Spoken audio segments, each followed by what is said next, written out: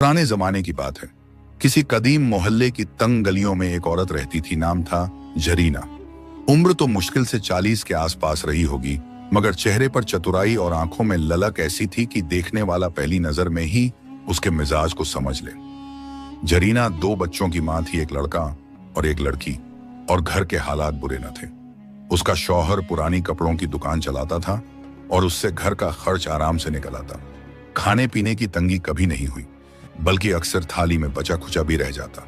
लेकिन अजीब बात यह थी कि नेमतें होते हुए भी जरीना के दिल में कनाअत नाम की कोई चीज न थी। वो हमेशा दूसरों की बरकत देखकर तिलमिला उठती। अगर पड़ोसन के घर से दाल की खुशबू आती तो उसके दिल में चिंगारी भड़कती।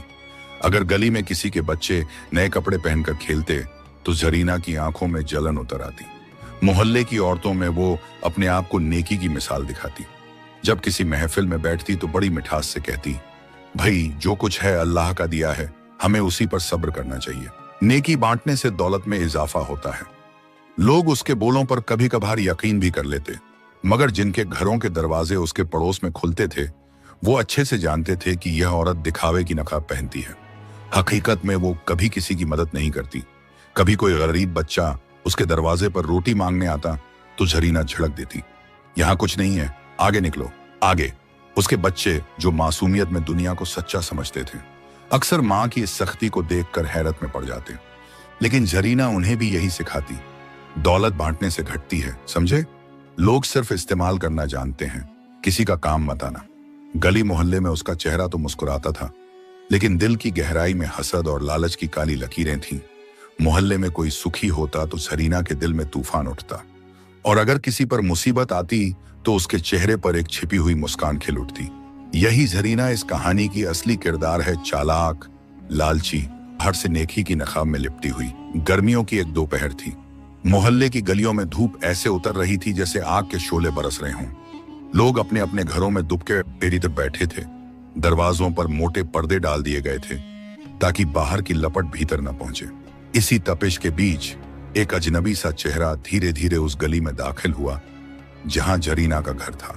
वो कोई आम आदमी न था, दरवेश था। लंबी सफेद दाढ़ी, माथे पर सुजदा गाह का चमकता हुआ निशान, जिस्म पर फटे पुराने कपड़े और पांव में घिसी हुई चप्पलें।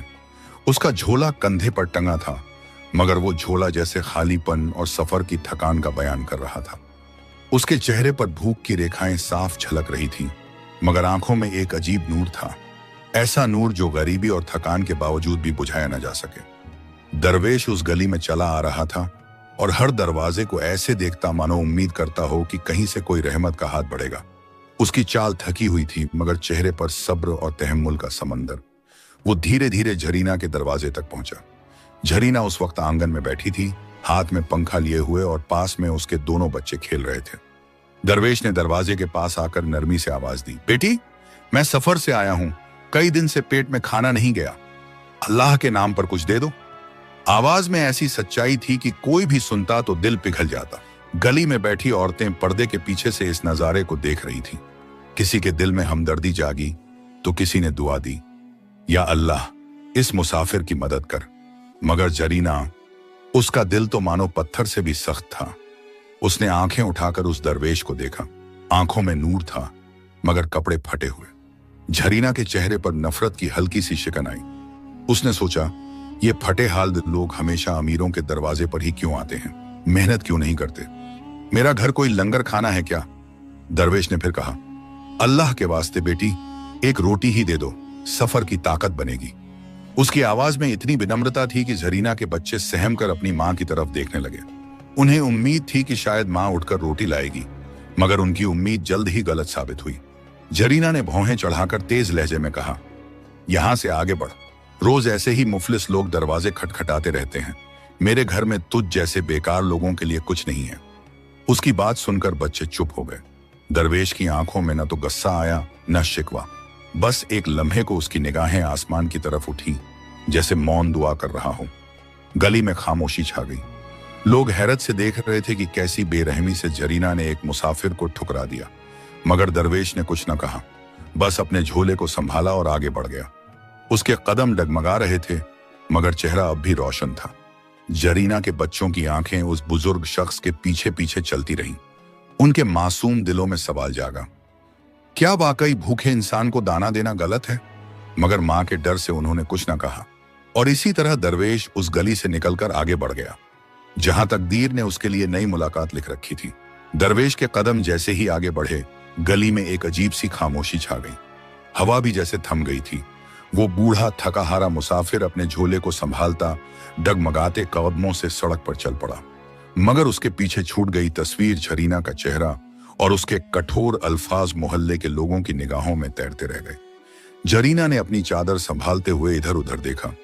उसे मालूम था कि औरतें पर्दों के पीछे से सब देख रही हैं, मगर उसके चेहरे पर शिकन तक न आई, बल्कि होंठों पर एक तिरछी मुस्कान उभर आई, मानो कह रही हो, ये मुफल्लिस लोग इसी लायक हैं। अगर हम मदद करने बैठ जाएं तो घर का चूल्हा कैसे जलेगा? उसके दोनों बच्चे, एक 10 बरस का लड़का अदील और 7 बरस की लड़की फिजा, सहमे हुए अपनी मां को देख रहे थे। अदील की आंखों में मासूमियत के साथ हैरत थी। उसने धीमे से कहा, अम्मी, वो बाबा बहुत भूखे लग रहे थे, अगर एक रोटी दे देती तो क्या जाता? जरीना ने झटके से उसकी तरफ देखा और झिड़कते हुए बोली, तू अभी छोटा है, तुझे समझ नहीं है। ऐसे लोग मेहनत से कमाने के बजाय दर दर भटकते हैं। अगर मैं एक को दे दूंगी तो कल 10 और खड़े मिलेंगे और फिर घर खाली हो जाएगा, समझे? फिजा ने भी हिम्मत करके कहा, अम्मी, दादी कहती हैं कि भूखे को खाना खिलाने से अल्लाह राजी होता है। जरीना ने उसकी बात बीच में ही काट दी। चेहरा गुस्से से लाल हो गया। चुप रहो, बहुत किताबें पढ़ ली तुमने अपनी दादी से सुन सुनकर। दुनिया का असूल समझो, दौलत जमा करो, बांटो मत। जिसने बांटा वो हमेशा दूसरों का मोहताज रहा। बच्चे खामोश हो गए। उनके मासूम दिलों पर मां की बातों का असर तो पड़ा, मगर कहीं ना कहीं एक गहरी टीस भी बैठ गई। उन्होंने दरवेश को जाते हुए देखा था। उसके कांपते हुए हाथ, बुझी हुई आंखें और चेहरे पर सब्र का नूर। वो नजारा उनकी रूह में उतर चुका था। मोहल्ले की औरतें जो पर्दों के पीछे से यह मंजर देख रही थीं, आपस में कानाफूसी करने लगी। क्या जरीना का दिल इतना सख्त हो गया है? कितनी चालाक है, बाहर नेकी की बातें करती हैं और अंदर से इंसानियत का नामो निशान नहीं। बेचारी समझती है दौलत से सब कुछ मिल जाएगा, मगर जरीना तक यह सरगोशियां पहुंचती भी तो उस पर कोई असर न होता। उसका दिल जैसे हसद और लालच की दीवारों से घिरा हुआ था। उस शाम जब सूरज ढल रहा था, बच्चे आंगन में बैठे एक दूसरे से फुसफुसा रहे थे। अदील बोला, फिजा, अगर हमारे पास कभी ज्यादा रोटियां होंगी तो हम गरीबों को जरूर देंगे। फिजा ने धीमे से सिर हिलाया। हाँ भाई, अल्लाह देख रहा था। उस बाबा की आंखों में कितनी भूख थी।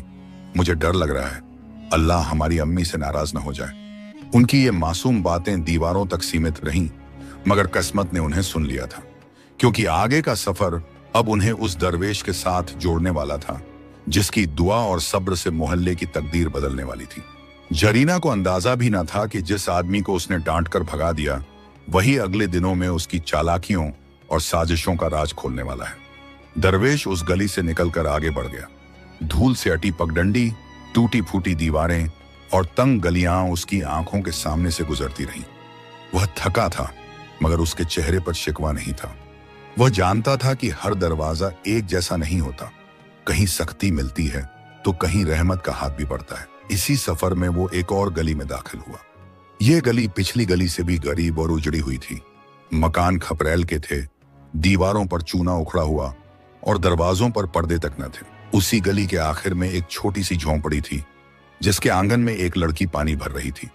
यही थी राशिदा। राशिदा उम्र में मुश्किल से 20-22 बरस की होगी। चेहरे पर थकान तो थी, मगर आंखों में एक सुकून भरी रोशनी भी झलकती थी। उसके जिस्म पर साधारण सी पुरानी सलवार और दुपट्टा था जिसे कई बार सिया गया था। पैरों में टूटी हुई चप्पलें थीं, फिर भी उसकी चाल में अजीब सी शराफत की आवाज में नरमी थी। राशिदा अपनी बूढ़ी मां सकीना के साथ रहती थी।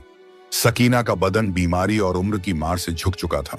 सफेद बाल, कांपते हुए हाथ और आंखों में धुंधलापन, मगर दिल अभी भी मजबूत था। वो हर वक्त तस्बीह फेरते हुए अल्लाह का जिक्र करती रहती। राशिदा ही घर का सहारा थी। दिन भर दूसरों के घरों में झाड़ू पोंछा करती, कभी कपड़े धो देती और उसी कमाई से अपने घर का चूल्हा जलाती। कभी कभी मोहल्ले की किसी औरत को सिलाई का काम मिल जाता तो रात भर जग कर करती ताकि सकीना की दवा आ सके। हालात इतने तंग थे कि कई दफा तो घर में खाने को बस आधी रोटी ही बचती। मगर अजीब बात यह थी कि फिर भी राशिदा के चेहरे पर शिकायत न होती। जब कभी उसकी माँ उससे पूछती, बेटी हम इतने तंगहाल क्यों हैं, तो राशिदा मुस्कुराकर कहती, अम्मी यह अल्लाह की आजमाइश है, जब तक जान है सब्र करना होगा, अल्लाह सब देख रहा है। उसकी यह बातें सुनकर सकीना की आंखों से अक्सर आंसू टपक पड़ते और वो अपनी बेटी को दुआएं देती, या अल्लाह इस बच्ची ने कभी शिकायत नहीं की, इसके सब्र को बरकत में बदल दे। उस रोज भी जब दरवेश थका हारा राशिदा के दरवाजे तक पहुंचा तो वो आंगन में पानी के घड़े भर रही थी। उसने ऊपर देखा, एक बूढ़ा झुर्रियों भरा चेहरा, फटे कपड़े, कांपते कदम, मगर आंखों में नूर। दरवेश ने धीमी आवाज में कहा, बेटी सफर लंबा हो गया है, कई दिन से पेट भरकर नहीं खाया, अगर अल्लाह के नाम पर कुछ हो तो दे दो। राशिदा चौंकी नहीं, घबराई भी नहीं। उसने मां की तरफ देखा। सकीना तस्बीह फेरते फेरते बोली, बेटी जो घर में है उठा लाओ, मेहमान अल्लाह की रहमत होते हैं। राशिदा अंदर गई और थोड़ी ही देर में 2 सूखी रोटियां और आंगन में रखे पेड़ से तोड़े गए 2 अमरूद लेकर आ गई। वो रोटियां बड़ी न थीं, अमरूद भी साधारण से थे, मगर जब उसने उन्हें दोनों हाथों से दरवेश के आगे रखा तो उसके लहजे में अजीब सच्चाई थी। बाबा यही है जो हमारे पास है, कबूल कर लीजिए। उस लम्हे गली की हवा बदल गई। ये नेकी छोटी थी मगर नीयत इतनी साफ थी कि अल्लाह की रहमत को दरवाजा खुलने का वक्त आ गया था। दरवेश की आंखें भर आईं। उसने कांपते हुए हाथों से रोटी और अमरूद लिए और आसमान की तरफ देखकर दुआ दी, बेटी तूने भूख से जूझते मुसाफिर को खाना दिया है, सुन ले, आज सूरज ढलते ही जो काम तू करेगी वो चांद निकलने तक चलता रहेगा, अल्लाह तेरे घर में बरकत उतारे। राशिदा और उसकी मां सकीना ने यह दुआ सुनी तो उनके दिलों में अजीब सुकून उतर गया। उन्हें अंदाजा न था कि यह दुआ आने वाले वक्त में उनकी तकदीर ही बदल देगी। शाम ढलने को थी। सूरज की सुनहरी किरणें गली के टूटे हुए मकानों पर पड़ रही थीं और हवा में हल्की ठंडक घुलने लगी थी। मोहल्ले के बच्चे अपने खेल समेटकर घरों की तरफ लौट रहे थे। उस वक्त राशिदा अपनी मां सकीना के साथ बैठी थी। दिन भर की थकान उसके चेहरे पर साफ झलक रही थी। उसकी मां ने उसे प्यार से पुकारा, बेटी जाओ, वो 2 अमरूद जो बचे हैं टोकरी में रख दो, शायद कल किसी पड़ोसी के बच्चे को दे देंगे। राशिदा ने टोकरी उठाई और आंगन के कोने में रख दी। जब उसने अमरूद उसमें रखे तो अचानक देखा कि टोकरी में एक अमरूद और बढ़ गया है। उसने सोचा कि शायद गिनती में गलती हुई होगी, मुस्कुरा दी और अपनी मां के पास आकर बैठ गई। कुछ देर बाद जब उसने फिर टोकरी पर नजर डाली तो हैरत से सांस थम गई। अमरूद एक और बढ़ चुका था। उसके चेहरे पर ताज्जुब और डर की लकीरें दौड़ गईं। अम्मी ये क्या हो रहा है, उसने कांपते हुए पूछा। सकीना ने तस्बीह फेरना रोक दिया और टोकरी की तरफ देखा। उनकी बूढ़ी आंखें चमक उठी। वो बोली, या अल्लाह ये तेरी रहमत का नजारा है। बेटी ये वही दुआ है जो उस दरवेश ने तुझ पर की थी, याद है उसने क्या कहा था, आज सूरज डूबते वक्त जो काम करोगी चांद निकलने तक जारी रहेगा। राशिदा की आंखों से आंसू छलक आए। उसने कांपते हाथों से अमरूद उठाए और टोकरी में रख दिए, मगर हर बार टोकरी में अमरूदों की गिनती बढ़ जाती। शाम का वक्त ढल रहा था और जैसे जैसे अंधेरा फैल रहा था टोकरी में अमरूदों की बरकत बढ़ती जा रही थी। चांद निकलते निकलते टोकरी पूरी भर चुकी थी। अब टोकरी से अमरूद बाहर गिरने लगे। राशिदा और उसकी मां ये नजारा देखकर सजदाए शुक्र में गिर गईं। सकीना की आंखों से आंसू बह रहे थे और वह बार बार कह रही थी, या रब हम गरीब हैं मगर तूने अपनी नेमतें हम पर बरसा दी, यह तेरी रहमत है। राशिदा के दिल में अजीब सुकून था।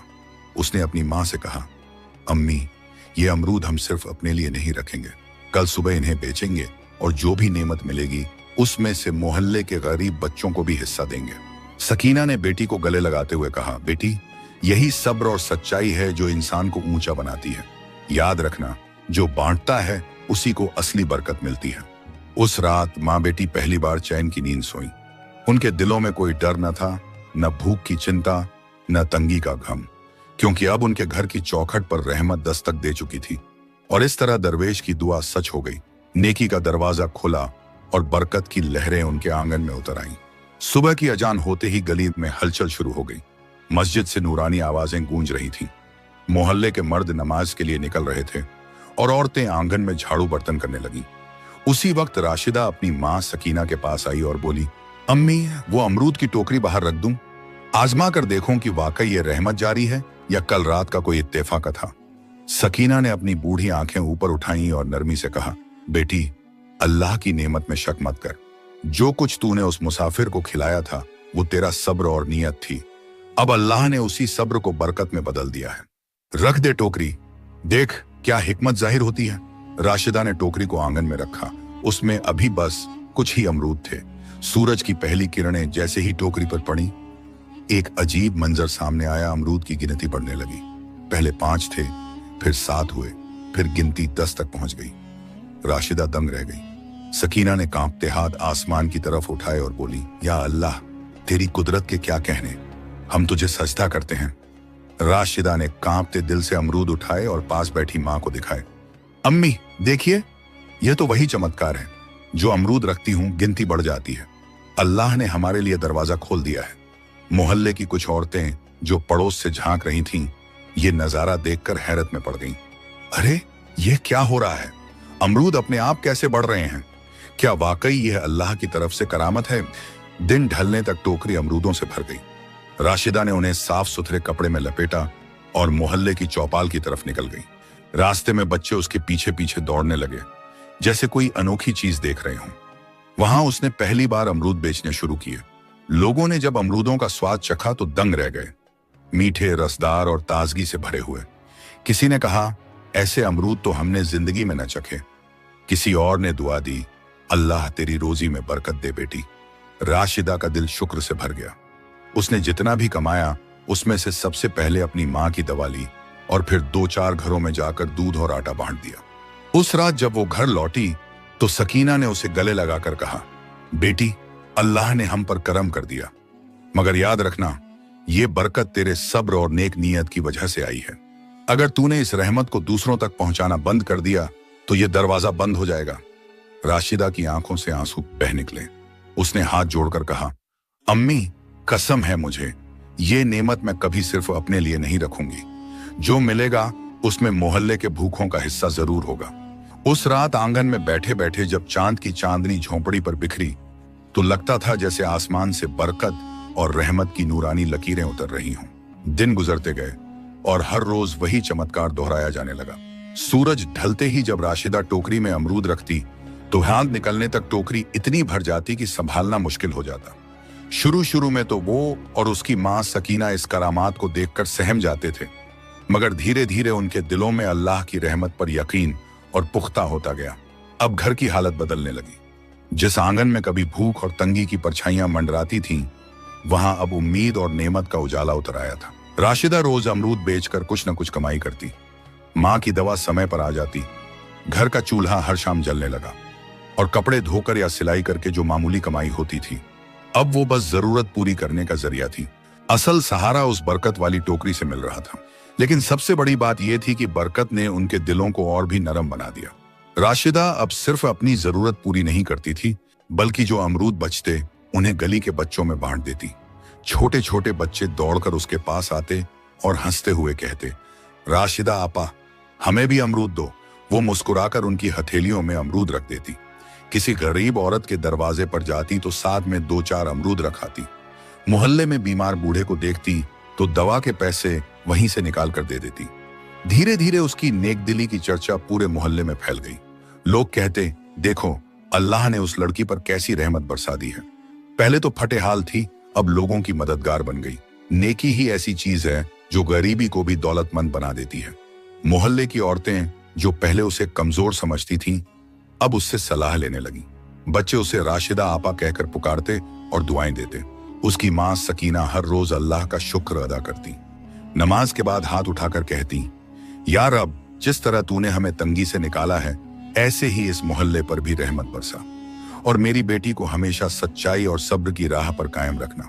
राशिदा की झोंपड़ी, जो कभी सुनसान और वीरान नजर आती थी, अब बरकत और भाईचारे की मिसाल बन गई थी।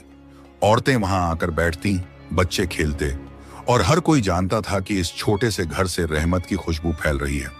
मगर इसी खुशहाली और मोहब्बत के माहौल में एक और दिल जल रहा था। वो था जरीना का। हर दिन जब वह देखती कि राशिदा के घर के हालात संवरते जा रहे हैं और लोग उसकी इज्जत बढ़ा रहे हैं, तो उसका दिल झलकर राख हो जाता। बरकत की वो टोकरी आई अब मोहल्ले की चर्चा बन चुकी थी। हर दिन लोग देखते कि राशिदा की झोंपड़ी से अमरूद निकलते हैं और उसके घर में भूख की जगह सुकून और रहमत उतर आई है। गली के बच्चे खिलखिलाते, बुजुर्ग दुआएं देते और औरतें उसकी तारीफ करती। लेकिन उसी मोहल्ले के एक कोने में बैठी झरीना का दिल जलकर राख हो रहा था। उसकी आंखें हर रोज राशिदा के आंगन की तरफ तिरछी निगाहों से उठती। कभी बच्चों को डांटती, कभी अपने आप बड़बड़ाती। ये कैसे हो सकता है? कल तक जिसके घर चूल्हा नहीं जलता था, आज वहां अमरूदों की बरकत का ढेर है। जरूर इसमें कोई जादू है, कोई चाल। उसके बच्चे अदील और फिजा भी अब मां से सवाल करने लगे थे। अम्मी, अगर राशिदा आपा जादू करती हैं तो वो तो सबको अमरूद देती हैं, हमारी भी मदद करती हैं, फिर इसमें बुराई क्या है? जरीना झल्ला उठती और कहती, तुम्हें क्या मालूम, बाहर से नेकी दिखाती है, अंदर से सब चालाकी है। वो दरवेश भी उसके घर ही क्यों आया? जरूर दोनों मिले हुए हैं, कोई राज है इन दोनों के बीच। धीरे धीरे उसने अपने जहर को मोहल्ले में फैलाना शुरू किया। एक औरत से दूसरी, दूसरी से तीसरी तक बात पहुंची। क्या तुमने सुना? राशिदा काला जादू करती है। हाँ, और वो दरवेश उसका साथी है। जरूर उसी ने कोई टोना टोटका सिखाया है। यही वजह है कि उसके घर अचानक अमरूद बढ़ने लगे। लोगों में शक की सरगोशियां उठने लगी। हालांकि ज्यादातर लोग राशिदा की नेकी देख चुके थे और उसकी मदद पाकर दुआएं देते थे, मगर फिर भी कुछ दिल ऐसे थे जो जल्दी बहक जाते। एक दिन झरीना ने मोहल्ले की चौपाल में जोर से ऐलान कर दिया, मैंने अपनी आंखों से देखा है, वो दरवेश उसके घर गया था।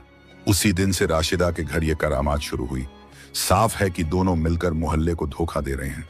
चौपाल में बैठे कुछ लोग खामोश हो गए, कुछ हैरान। एक दो औरतों ने हाँ में हाँ भी मिला दी। सच कहती है जरीना, पहले उसके पास कुछ न था और अचानक इतना सब। इसमें कोई ना कोई चाल जरूर है। ये अफवाह धीरे धीरे आग की तरह फैल गई।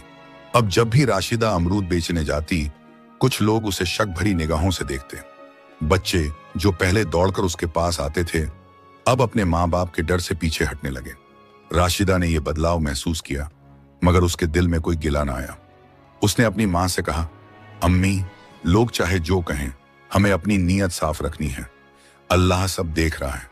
अगर हम सच्चाई पर हैं तो एक दिन सच जरूर सामने आएगा। सकीना ने आह भरते हुए कहा, बेटी, जलन इंसान को अंधा कर देती है। मुझे डर है कि यह औरत यहीं नहीं रुकेगी और चालें चलेगी। और वाकई सकीना की बात सच साबित होने वाली थी, क्योंकि जरीना का दिल अब और बेचैन हो गया था। उसे चैन ना आता था जब तक कि वो राशिदा और उस दरवेश को पूरी तरह बदनाम ना कर दे। अब उसने एक नई साजिश सोचनी शुरू कर दी थी। जरीना की जलन अब आग बन चुकी थी। वो हर रोज देखती कि मोहल्ले में लोग राशिदा की तारीफ कर रहे हैं, बच्चे उसके घर से अमरूद लेकर खुशी खुशी खेलते हैं और यहाँ तक कि बूढ़े बुजुर्ग भी उसकी दुआएं देते हैं। ये सब मंजर जरीना को और बेचैन कर देता। रात को जब उसका शौहर दुकान से लौटता, जरीना उससे शिकायत करती, तुम्हें कुछ नजर नहीं आता? मोहल्ले में सब उसी राशिदा के नाम की माला जप रहे हैं। लोग उसके घर आ जा रहे हैं जैसे वहां कोई खजाना हो। अगर यही हाल रहा तो कल को हमारी इज्जत क्या रह जाएगी? शौहर थका हारा उसकी बातों को टाल देता, मगर जरीना का दिल मानो पिघलने वाला लोहा था। जिस पर जितनी चोट पड़ती वो उतना ही गर्म और खतरनाक हो जाता। एक शाम उसने अपने दोनों बच्चों अदील और फिजा को पास बुलाया। उसकी आंखों में चालाकी की चमक थी। सुनो, तुम्हें एक काम करना है। वो दरवेश जो अक्सर मोहल्ले में आता जाता है, उसके पास एक झोला है। उस झोले में ही सब राज छिपा है। राशिदा का जादू वहीं से शुरू हुआ। तुम दोनों चुपके से उसका झोला ले आओ और अंदर से वो चीज निकाल कर लाओ, तब सबके सामने सच्चाई खुल जाएगी। अदील और फिजा मासूम थे। उन्हें तो अपनी मां की हर बात सच लगती थी। उन्होंने डरते डरते हामी भर दी। अगले दिन जब दरवेश गली के नुक्कड़ पर मस्जिद के साये में बैठा था, दोनों बच्चे धीरे धीरे उसके पास पहुंचे। दरवेश ने उन्हें देखा तो मुस्कुराया और प्यार से कहा, आओ बच्चों, बैठो, देखो ये खजूर हैं, लो खाओ। उसने अपने झोले से 2 खजूर निकाले और उनके हाथ में रख दिए। बच्चों ने नजरें झुका ली। उनके दिल में अपराध बोध था, मगर मां का हुक्म याद आ रहा था। दरवेश वजू के लिए मस्जिद की तरफ गया तो बच्चों ने मौका गंवाया नहीं। झटपट झोले का मुंह खोला। अदील ने फुसफुसाकर कहा, देखो इसमें क्या है? कोई जादू की किताब होगी या कोई ताबीज। लेकिन जैसे ही झोले के अंदर झांका, उनकी आंखें फैल गईं। उसमें न सोना था, न ताबीज, न कोई रहस्यमयी चीज। बस एक पुराना सा कुरान शरीफ रखा था और थोड़े से खजूर। दोनों बच्चे सहम गए। फिजा की आंखें भर आईं। भाई, ये तो अल्लाह की किताब है। अम्मी हमसे क्या करा रही हैं? हमें गुनाह हो जाएगा। अदील ने झोला तुरंत बंद कर दिया और कांपते हुए बोला, चलो जल्दी चलते हैं, ये काम गलत है। जब वो घर लौटे तो जरीना बेसब्री से इंतजार कर रही थी। उसने झट से पूछा, क्या मिला? बताओ, क्या राज है उस झोले में? अदील ने हिम्मत करके जवाब दिया, अम्मी, उसमें तो बस कुरान शरीफ था और थोड़े से खजूर, कोई जादू नहीं। ये सुनकर जरीना का चेहरा तमतमा उठा। उसने गुस्से में कहा, झूठ, तुम दोनों ठीक से नहीं देख पाए। जरूर उसने कोई चाल चली होगी, लेकिन मैं हार मानने वाली नहीं हूं। अगर पहली चाल नाकाम हुई है तो दूसरी और बड़ी चाल चलूंगी। उसकी आंखों में जलन की आग और भड़क गई थी। उसके बच्चों के मासूम दिल कांप उठे, मगर वो जानते थे कि उनकी मां अब रुकने वाली नहीं। और वाकई उसी रात जरीना ने अपने दिल में अगली साजिश का नक्शा बना लिया। एक ऐसी चाल जिससे पूरे मोहल्ले को राशिदा और दरवेश के खिलाफ कर सके। जरीना की पहली चाल नाकाम रही थी। उसके बच्चों ने झोला खोला था, मगर वहां तो सिर्फ कुरान शरीफ और कुछ खजूर निकले। इससे जरीना का दिल और जल उठा। जलन अब बदले में बदल चुकी थी। उसने सोचा, अगर सीधे तौर पर बात साबित नहीं हो रही तो मुझे ऐसा इल्जाम लगाना होगा कि पूरा मोहल्ला राशिदा और उस दरवेश के खिलाफ खड़ा हो जाए। कई दिनों तक उसने लोगों की कमजोरियों और हालात का जायजा लिया। फिर एक दिन मौका देखकर उसने गली की औरतों को चौपाल पर जमा किया। उसके चेहरे पर बनावटी चिंता थी और आवाज में बनावटी दर्द। वो बोली, बहनों, तुम सब देख रही हो कि पिछले दिनों से मोहल्ले के बच्चे और बुजुर्ग अजीब बीमारियों में पड़ रहे हैं। कभी किसी को बुखार, कभी किसी को पेट की तकलीफ। क्या तुमने सोचा ये क्यों हो रहा है? ये सब उस राशिदा के घर से निकले जादू का असर है। मैंने अपने आंखों से देखा है। उसने मोहल्ले का पानी खराब कर दिया है, कुएं में कुछ मिलाया है, और वही दरवेश उसका साथी है। उसकी बातें सुनकर चौपाल में सनसनी फैल गई। औरतों ने एक दूसरे की तरफ देखा। सचमुच मेरे बेटे को भी बुखार हो गया है। हाँ, मेरी बहन कह रही थी कि उसका बच्चा भी बीमार है। अगर ये सच है तो ये तो बहुत खतरनाक बात है। लोगों के दिलों में शक के बीज बोए जा चुके थे। अफवाह आग की तरह फैल गई। अब जब राशिदा पानी भरने जाती तो कुछ औरतें उसे रोक लेती। अरे, तू हमारे कुएं से मत भर, कहीं और से ले जा। तेरे घर की वजह से हमारे बच्चे बीमार हो रहे हैं। राशिदा ये सुनकर हैरत और दर्द से कांप जाती। उसकी आंखों से आंसू निकल आते, मगर वो कहती, खुदा की कसम, मैंने ऐसा कुछ नहीं किया। हम भी उसी पानी से पीते हैं। अगर मैंने जहर मिलाया होता तो क्या मेरी बूढ़ी मां जिंदा रहती? मगर अफवाह का जहर सच्चाई की दलीलों से कहीं तेज असर करता है। मोहल्ले के कई लोग अब उसके खिलाफ होने लगे। इसी अफरा तफरी के बीच एक शाम दरवेश वापस उसी गली में आया। उसने लोगों को जमा देखा, अफवाहें सुनी और राशिदा के आंसुओं का मंजर देखा। उसकी आंखों में तेजी आ गई और उसने बुलंद आवाज में कहा, ए लोगो, सच्चाई और झूठ को एक साथ मत मिलाओ। मैंने इस बच्ची से रोटी और अमरूद खाए थे। उसकी सच्चाई और सब्र ने अल्लाह की रहमत को खींचा। ये रहमत उसकी दुआओं की वजह से है, न कि किसी जादू से। तुम सब अपनी आंखों से देख चुके हो कि वो हर हाल में मदद करती है। अगर वो बुराई करती तो अल्लाह की किताब उसके घर में बरकत कैसे डालती? लोगों ने पहली बार उसकी बातें गौर से सुनी। भीड़ में हलचल मच गई। कुछ लोगों ने कहा, हाँ, ये सच कहता है। राशिदा ने कभी किसी का बुरा नहीं किया, और वो झोला हमने देखा है, उसमें तो कुरान था। फिर कैसे मान लें कि वो जादूगरनी है? जरीना का चेहरा तमतमा उठा। उसने झूठ छुपाने के लिए जोर से आवाज बुलंद की, ये दरवेश भी उसी का साथी है। ये दोनों मिलकर हमें बेवकूफ बना रहे हैं। मैं कसम खाती हूं, अगर इन दोनों को मोहल्ले से नहीं निकाला गया तो हमारा चैन बर्बाद हो जाएगा। उसकी चीख गली में गूंज गई। मगर उसी वक्त भीड़ में से एक बुजुर्ग ने कहा, जरीना, तू बार बार इल्जाम लगाती है मगर सबूत नहीं देती। देख, अब तेरा झूठ खुल रहा है। सच और झूठ की लड़ाई हमेशा से रही है, और आज भी रहमत का पलड़ा भारी होगा। जरीना गुस्से से कांप उठी। उसके होंठ बुदबुदाए। अभी नहीं, मैं अभी हारने वाली नहीं हूं।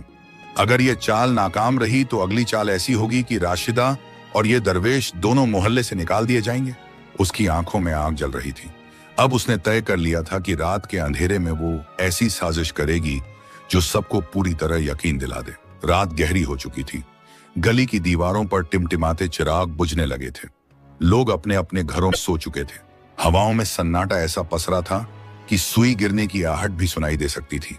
मगर उसी सन्नाटे में एक घर की चारदीवारी के अंदर बेचैनी का तूफान उठ रहा था। वो घर था जरीना का। उसकी आंखों में नींद का नामो निशान न था। चेहरा तमतमाया हुआ, होंठ बुदबुदा रहे थे। आज इन दोनों का खेल खत्म कर दूंगी। सब मोहल्ले वाले मेरी बातों पर शक करते हैं, मगर कल सुबह उनके पास कोई सबूत भी होगा। राशिदा को बदनाम कर दूंगी, दरवेश को भी मोहल्ले से निकाल दूंगी। उसने अपने दोनों बच्चों अदील और फिजा को धीरे से जगाया। बच्चे उनींदी आंखों से उठे और घबराए हुए लहजे में बोले, अम्मी अब क्या करने जा रही हो?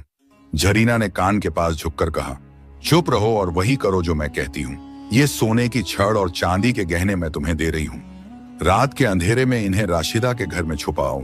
सुबह जब लोग जमा होंगे तो मैं सबके सामने इल्जाम लगाऊंगी कि उसने चोरी की है।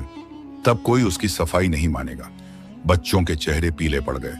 फिजा की आंखें भर आईं। अम्मी ये गलत है। वो आपा तो सबकी मदद करती हैं, क्यों उन्हें बदनाम कर रही हैं? जरीना ने गुस्से से बेटी को झड़क दिया। चुप, बच्चों को सिर्फ माँ बाप की बात माननी चाहिए। जो कह रही हूं वही करो, यह तुम्हारे भले के लिए है। मासूम बच्चे कांपते हुए माँ का कहा मान गए। हाथों में गहने और सोने की छड़ लेकर अंधेरे में राशिदा के घर की तरफ पड़े। गली सुनसान थी, बस दूर से कुत्तों के भौंकने की आवाजें आ रही थीं। जैसे ही वो राशिदा के आंगन में दाखिल हुए, अचानक मोहल्ले के कुछ लोग जाग गए। दरअसल उसी दिन दरवेश ने एहसास कर लिया था कि जरीना की चालें यही नहीं रुकेंगी।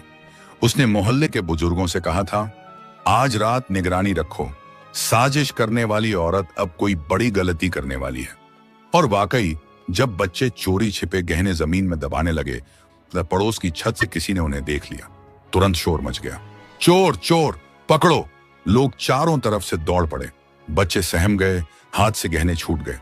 उसी वक्त दरवेश भी वहां पहुंच गया। उसके चेहरे पर गुस्से की जगह रहमत की रोशनी थी।